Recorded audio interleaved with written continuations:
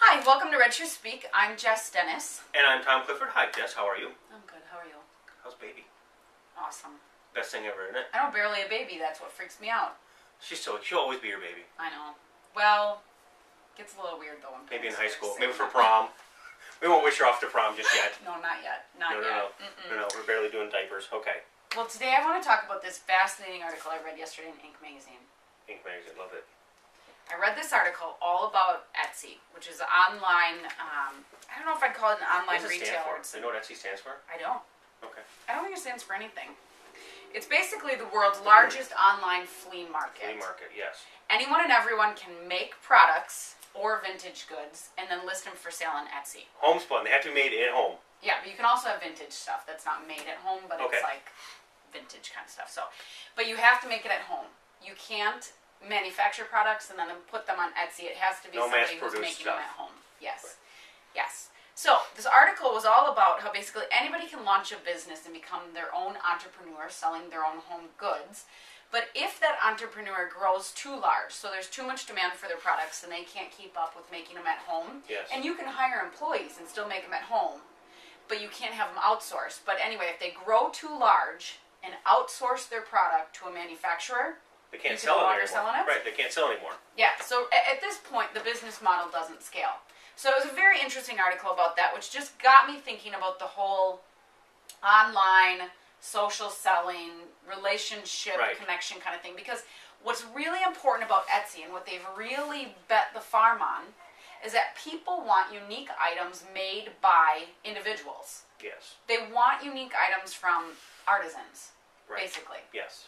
And they don't want them mass produced. They want small quantity kind of stuff. So going a whole different direction, I also, on Monday night, I had a Stella and Dot party, which is a jewelry line like, what's it called? Leo Sophia. Sure. Home jewelry kind of stuff, where you only buy it at home. You can't buy it online or in the stores No or store, anything right, like no that. You store just buy selling. them at home.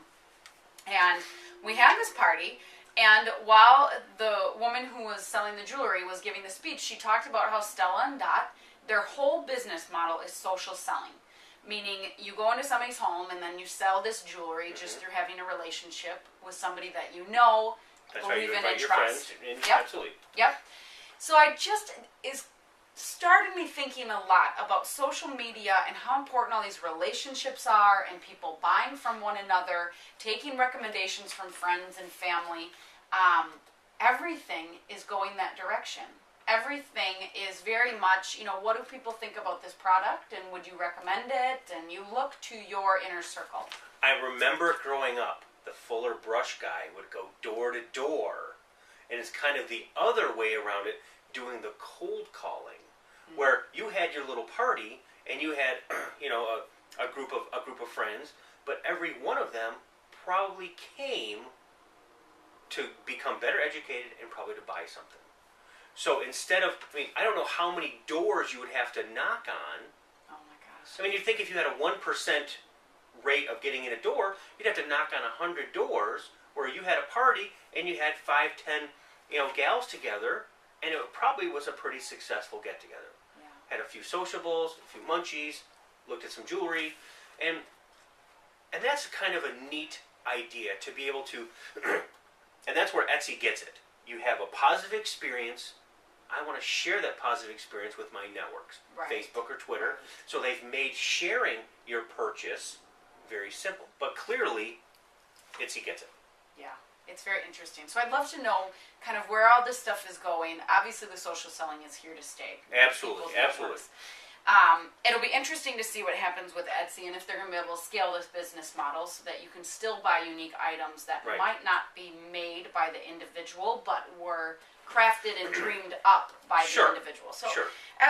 it'll be an interesting thing. And I love Etsy, so personally, I'll just be curious to Is see your what necklace from happens. Etsy? No. No. Okay. Just ask him. Let us know what you think. What do you think of social selling? Is it here to stay? How has it changed businesses, maybe your business? Let us know on Twitter using the hashtag #PoundRedShoesSpeak. Be part of the conversation and add your comments. I'm Tom Clifford. I'm Jess Dennis. Thank you.